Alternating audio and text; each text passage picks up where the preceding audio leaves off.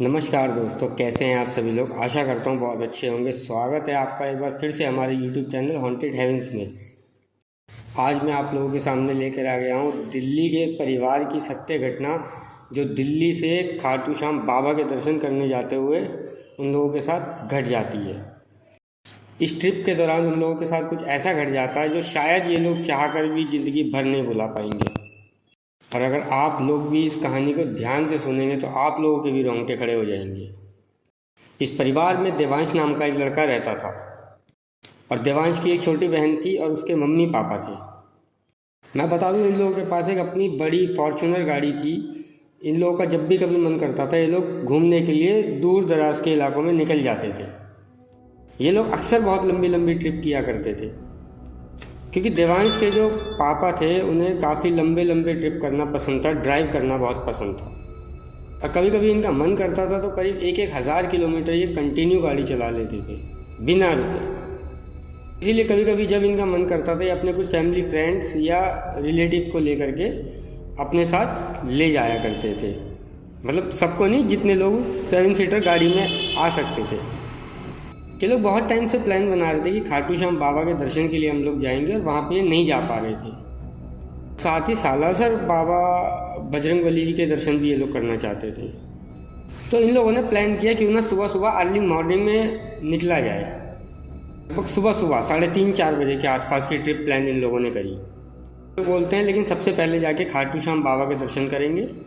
वहाँ से यही कोई लगभग 150-200 किलोमीटर के आसपास होगा सालासर बाबा बजरंगबली जी का मंदिर। वहाँ पर दर्शन करेंगे और फिर वहाँ से निकलेंगे दिल्ली के लिए, और अगली मॉर्निंग तक वापस घर पहुँच जाएंगे। ये सुन के घर पे सभी लोग बहुत एक्साइटेड हो गए जाने के लिए। देवांश की मम्मी, उसकी छोटी बहन, उसके पापा। तभी देवांश की मम्मी कहती है कि क्यों ना एक बार मेरी बहन के परिवार वालों से भी बात कर ली जाए। वो लोग भी काफ़ी लंबे समय से कहीं घूमने के लिए नहीं गए हैं, और अगर वो लोग मान गए, वो लोग रेडी हो गए तो और अच्छा होगा। जो मेरी बहन के पति हैं, मेरे जीजा जी हैं, उनको भी ड्राइव करना बहुत अच्छे से आता है, तो आप हो जाएंगे और वो भी हो जाएंगे ड्राइव करने के लिए। एक जन थकेगा तो दूसरा ड्राइव कर लेगा। तो देवांश के पापा बोलते हैं हाँ ठीक है, कोई बात नहीं, एक से भले दो। हमारा परिवार जा रहा है तो उनका परिवार भी साथ चल लेगा, कोई दिक्कत नहीं। तो देवांश की जो मौसी है, उनका जो परिवार है, जान लेते हैं उनके परिवार में कौन कौन लोग हैं। तो इनके परिवार में है मौसी जी, मौसा जी और इनके 2 लड़के। तो उन लोगों ने जब बात करी फ़ोन पे तो उन लोगों ने भी हाँ कह दी। वो भी दिल्ली में ही रहते थे। तो देवांश और उसकी बहन भी बहुत खुश हो गई कि कज़न ब्रदर लोग भी आ रहे हैं। जब सब बच्चे एक साथ मिल जाते हैं तो बहुत एक्साइटमेंट और बढ़ जाती है ना, कि सब लोग मस्ती करेंगे, खेलेंगे, कूदेंगे, कुछ इस तरह का। तो आने वाली सैटरडे की रात का मतलब 3 बजे का समय इन लोगों ने तय किया निकलने के लिए। तो सब के सब मस्त गाड़ी में बैठेंगे और सुबह 3 बजे निकलेंगे। और दोस्तों, इनकी ये ट्रिप डिसाइड करे हुए समय पर ही शुरू हो गई, ठीक लगभग 3:15 बजे के आसपास। सब लोग बहुत खुश थे और खाने पीने के भी कुछ मनचाहे आइटम इन लोगों ने रख लिए थे गाड़ी में। और सारे बच्चे मस्ती करते हुए पीछे वाली सीट के ऊपर बैठे हुए थे। तो देवांश, उसकी बहन, उसके दोनों कज़न ब्रदर, और बीच वाली सीट जो मिडिल सीट होती है वहाँ पे देवांश की मम्मी और उनकी सिस्टर बैठे हुए थे। और देवांश के पापा ड्राइव कर रहे थे आगे, फ्रंट सीट जो होती है, और उनके मौसा जी साइड सीट पर बैठे हुए थे। बड़े मस्त आराम से गाड़ी चल रही थी और ये लोग मस्त बिल्कुल सही टाइम पर खाटू श्याम बाबा के दर्शन के लिए पहुंच गए। बहुत अच्छे से इन लोगों के दर्शन हुए, बिल्कुल तसल्लीपूर्वक। और ये लोग वहाँ से निकलने लगते हैं और प्लान करते हैं। बोलते हैं कि हम लोगों ने तो प्लान किया था कि सालासर बाबा जी के भी दर्शन करेंगे, तो कहीं ऐसा तो नहीं कि हम लोग डायरेक्ट दिल्ली के लिए निकल रहे हों। ये लोग बोलते हैं नहीं नहीं, हम लोग दूसरा रास्ता पकड़ के वहीं पर जाएंगे और बहुत अच्छे से सालासर बाबा जी के भी दर्शन करेंगे। फाइनली ये लोग सालासर बाबा जी के भी दर्शन करते हैं, और ये दर्शन भी इनके बहुत अच्छे से होते हैं। और ये दर्शन करते हुए इन्हें रात हो चुकी थी, यही कोई लगभग रात के 9, साढ़े 9 बज गए होंगे। अब इन लोगों ने सोचा कि नॉन स्टॉप ये लोग इस जर्नी को पूरा करेंगे, कैसे भी करके हम लोग सुबह सुबह अर्ली मॉर्निंग में अपने घर दिल्ली पहुँच जाएंगे। अब रात हो गई थी तो इन लोगों का रात का डिनर भी नहीं हुआ था। तो ये लोग क्या प्लान करते हैं कि रास्ते में जो भी कोई अच्छा सा फैमिली रेस्टोरेंट मिलेगा वहाँ पे बढ़िया करके खाना पीना भी हम लोग खा लेंगे, और खाना वाना खा के बच्चे लोग गाड़ी में सो जाएंगे। और बच्चों को तो इतना मज़ा आ रहा था कि मैं आप लोगों को क्या बताऊँ। आप लोग इमेजिन कर सकते हैं कि आप लोगों की उम्र के ही आपके रिलेटिव बच्चे आपको मिल जाए तो कितना आप लोग एंजॉय करने की कोशिश करेंगे। और इसके साथ साथ अगर लॉन्ग ड्राइव पे आप लोग निकले हों तो आहा हा, बहुत बढ़िया आनंद। तो यही कोई लगभग 10 साढ़े 10 बजे के आसपास ये लोग बहुत अच्छे से फैमिली रेस्टोरेंट पे गाड़ी रोकते हैं और खाना पीना बढ़िया करके खाते हैं। अपना खाना वाना खाने के बाद ये लोग डिसाइड करते हैं कि हम नॉन स्टॉप इस जर्नी को पूरा करेंगे।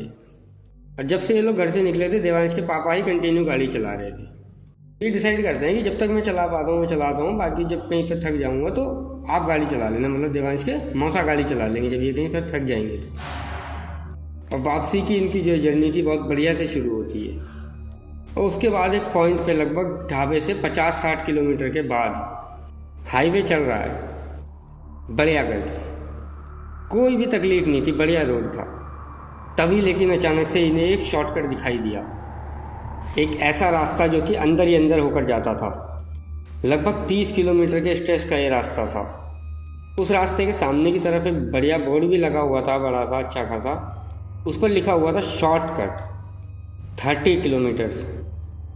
तो ये लोग सोचते हैं कि ये 30 किलोमीटर अगर हम ये स्ट्रेच निकालेंगे तो हम लोग काफ़ी आगे तक पहुंच जाएंगे, क्योंकि यहाँ पर लिखा हुआ भी है शॉर्टकट। इन लोगों ने पता नहीं क्यों पूरे होशो हवास में थे, सब कुछ ठीक था, अच्छी खासी रोड भी चल रही थी, कोई ट्रैफिक भी नहीं था, फिर भी उस शॉर्टकट में गाड़ी ले ली।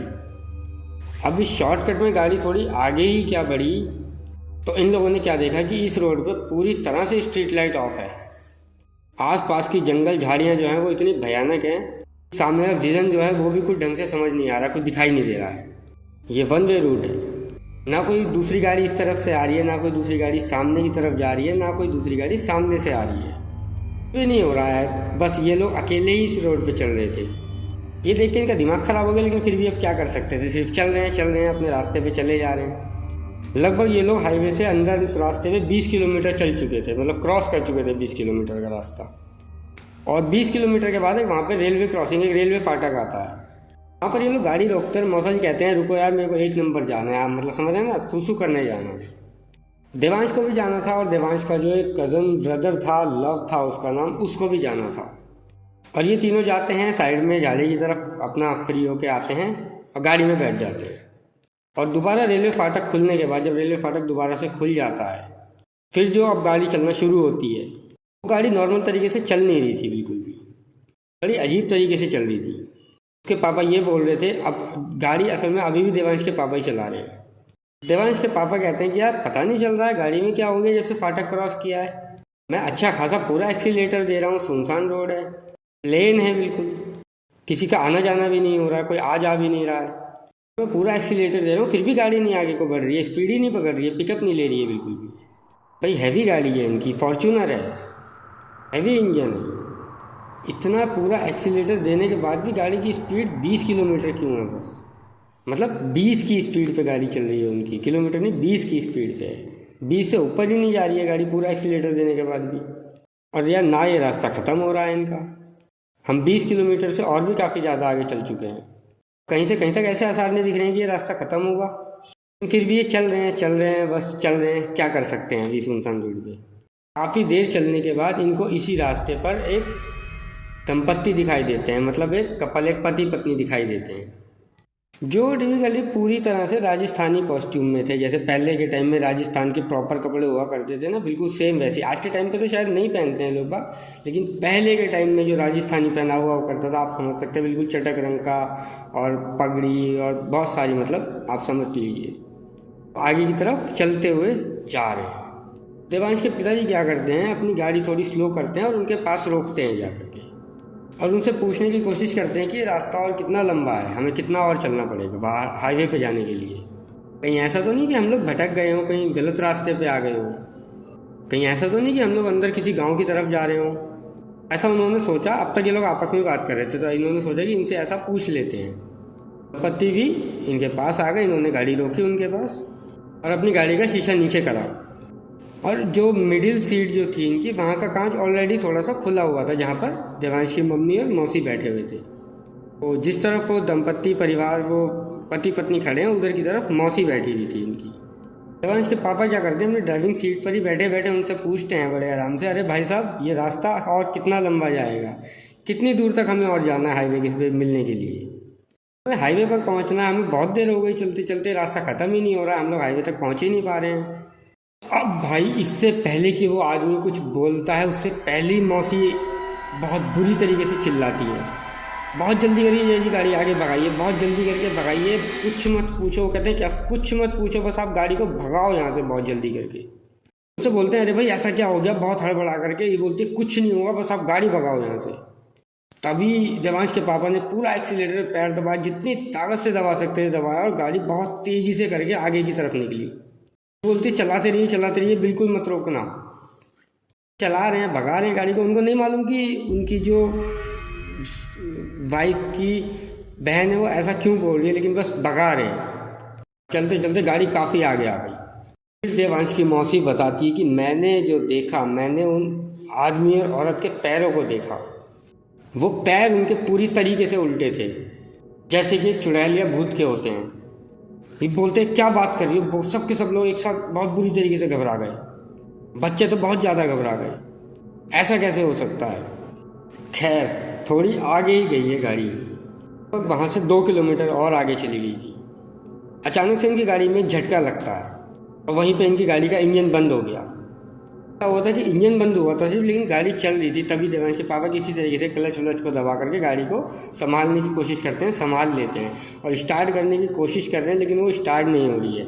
तो फाइनली क्या करते हैं, वो ब्रेक लगा के गाड़ी को साइड में रोकते हैं, और साइड में रोकने के बाद गाड़ी को स्टार्ट करने की कोशिश कर रहे हैं। फिर से मैं आपको ये बात बता रहा हूँ कि वहाँ पे सुनसान रास्ता था, ना कोई स्ट्रीट लाइट थी और ना ही कोई चांदनी रात थी। चारों तरफ देख के ऐसा लग रहा था कि जैसे बहुत बुरी तरीके से अंधकार बसा हुआ है यहाँ पर बस। और इनकी गाड़ी भी ऐसी जगह पर बंद हुई, ऐसी जगह पर ख़राब हुई कि इन लोगों का दिमाग ही नहीं काम कर रहा है बिल्कुल भी। क्योंकि अभी थोड़ी देर पहले ही इनको एक चुड़ैल और चुड़ैला कह सकते हैं जो कि दिखाई दिए थे। अब जैसा कि इसकी मौसी ने देखा था उनके पैर उल्टे थे, तो जाहिर सी बात है वो इंसान तो नहीं रहे होंगे हम, और देखने में बिल्कुल नॉर्मली खड़े थे। तो कह सकते हैं कि उनके अंदर इंसान में कोई गड़बड़ हो, ऐसा वाला भी कोई मामला दिखाई नहीं दे रहा था। ये घबरा के बहुत हर तरीके से गाड़ी को स्टार्ट करने की कोशिश कर रहे हैं, लेकिन स्टार्ट ही नहीं हो रही है। बहुत परेशान हो रहे हैं, गाड़ी इनकी स्टार्ट नहीं हो रही है बिल्कुल भी। कई बार ऐसा होता है ना कि घबराहट में जब हम लोग होते हैं या परेशान होते हैं, तो हमारी एक सिक्स सेंस जिसे बोल सकते हैं, छठी इंद्री, वो हमें एक इशारा देती है कि कुछ ना कुछ तो अनहोनी होने वाली है, कुछ गलत घटने वाला है। हमारा सिक्स सेंस कई बार हमें इशारा दे देता है पहले। अक्सर हम लोगों के अंदर से कई बार आवाज़ आती है ऐसी, लेकिन हम लोग कई बार उसको नज़रअंदाज कर देते हैं या ध्यान नहीं देते हैं। ऐसा होता ज़रूर है, पूरा घटने से पहले एक बार तो इशारा ज़रूर मिलता है सबको। अब पता नहीं क्यों देवांश की जो मम्मी है ना, उनको ऐसा महसूस होता है कि कुछ ठीक नहीं है, कुछ तो गड़बड़ है, ज़रूर है। तभी वो क्या करती हैं, अपना मोबाइल निकालती हैं, उसमें हनुमान चालीसा प्ले कर देती हैं, हनुमान चालीसा चलानी शुरू कर देती हैं। हनुमान चालीसा जो है आप सभी लोग जानते हैं उसको, जो पुराना वाला जो फेमस वाला, उसकी जो शुरू की लाइनें हैं जैसे जय हनुमान, तो इतनी 2 लाइनें चलती ही हैं कि अचानक से इनका फ़ोन बंद हो जाता है, स्विच ऑफ हो जाता है। इनको समझ नहीं आता कि अब बैटरी भी फुल है, सब कुछ है, फ़ोन भी ठीक है, और अचानक से बंद क्यों हो गया। अब भाई ये सब कुछ जो हो रहा था, ये सब देवांश की मौसी भी देख रही थी, क्योंकि उनकी मम्मी के बराबर में ही बैठी हुई थी। ये सब कुछ होता हुआ देख करके वो क्या करती हैं, वो भी अपना मोबाइल तुरंत निकालती हैं और वो भी हनुमान चालीसा चलाती हैं। और जैसे ही उनके फ़ोन में भी 2 लाइनें हनुमान चालीसा की सिर्फ चलती हैं, उनका फ़ोन भी धड़ाक करके बंद हो जाता है, वो उनका फ़ोन भी स्विच ऑफ हो जाता है। ये दोनों ही अपना अपना मोबाइल चालू करने की कोशिश कर रही हैं, ऑन करने की कोशिश कर रही हैं, लेकिन फ़ोन तो भाई मानो एकदम से डेड हो चुके थे इन दोनों के। ये सब कुछ देख करके सभी लोग घबरा गए, जितने लोग भी गाड़ी में बैठे हुए थे, कि यार ये क्या हो रहा है कि जैसे ही हनुमान चालीसा प्ले हो रही है, सब लोगों के मोबाइल क्यों बंद हो जा रहे हैं। तभी इतने में क्या होता है कि पीछे जो देवांश बैठा हुआ था, उसकी नज़र सामने की तरफ पड़ती है, क्योंकि इसके पापा जी और मौसा जी तो नहीं देख पा रहे थे, क्योंकि वो लोग गाड़ी को स्टार्ट करने की कोशिश कर रहे थे, तो उसमें उन लोगों का पूरा ध्यान था। इसकी मम्मी और मौसी का मोबाइल में ध्यान है कि भाई मोबाइल कैसे बंद हो गया हमारा।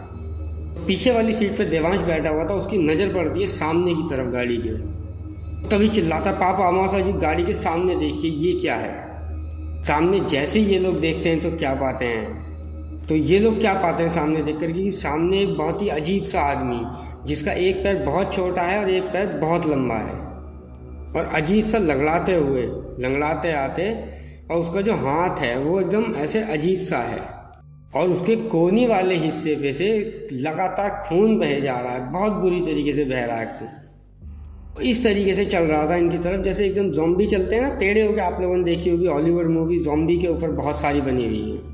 उसका हाथ अजीब सा लटका हुआ है और वो लंगड़ाते हुए इनकी तरफ आगे बढ़ रहा है।